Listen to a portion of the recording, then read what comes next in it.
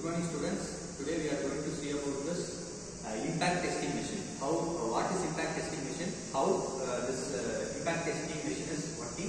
What is the purpose of this test? Right. So this is called as the impact testing machine. So here the main purpose of this experiment is we want to find the energy stored inside a particular specimen. So here, this is the total impact testing machine. So this part which we call it as pendulum. So this is the pendulum which is going to strike the material. Next, this is the locking knob, and this is the handle in which we want to release this pendulum, and this is the dial.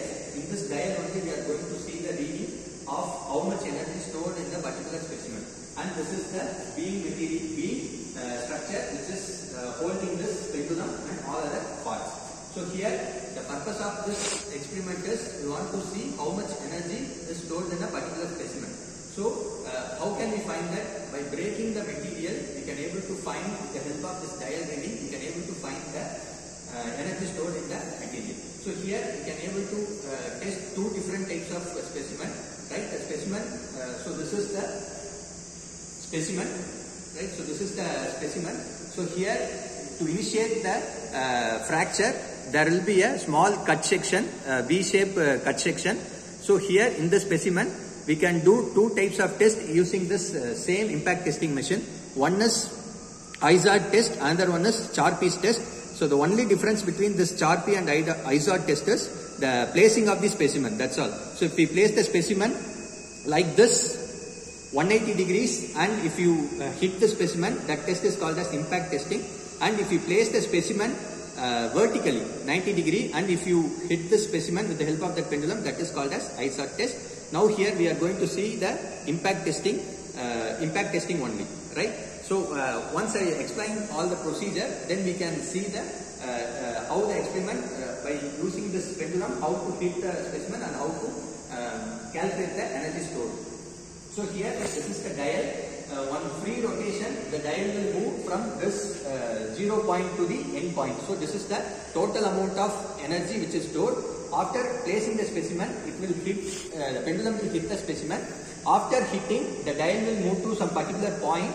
So total energy minus this absorbed energy, which will give the energy stored inside this particular specimen. So for that calculating the energy stored, there is a formula. We need the formula, that is impact strength is equal to energy stored by the specimen divided by the volume of the specimen. So here the energy stored by the specimen, which we can take it from the total reading minus how much reading we are getting for this hitting the material.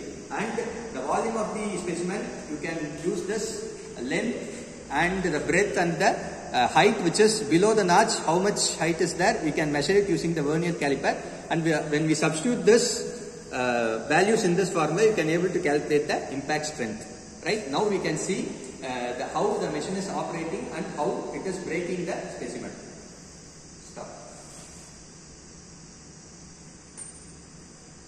So here we want to place the specimen like this because we are going to see the impact testing. So we want to place the specimen like this. It should be a butt in this two ends, and we want to release this knob. Once we release this knob, this specimen will hit this handle, pendulum will hit the specimen, and we can take the reading. So now I am going to release this knob. Once I release this, the pendulum will hit the specimen, and you can able to see the dial readings.